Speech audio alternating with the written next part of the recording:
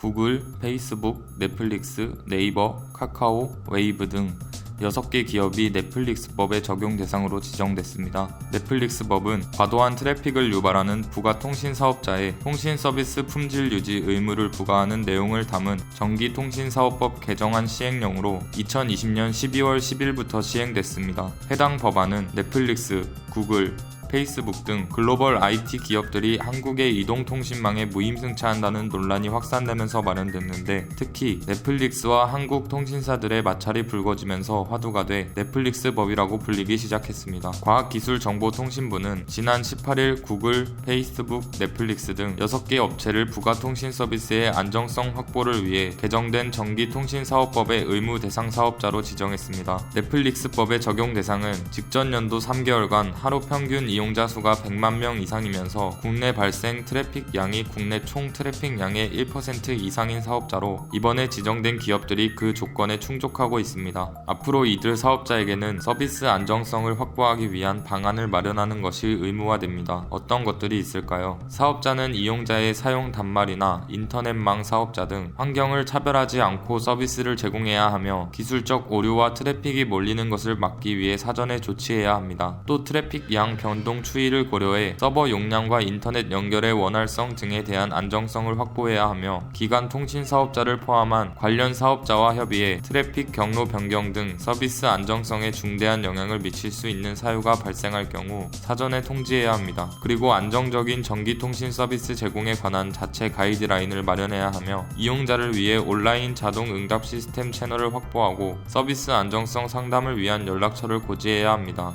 국내 영업소가 없는 구글과 페이스북은 국내 대리인을 지정해야 합니다.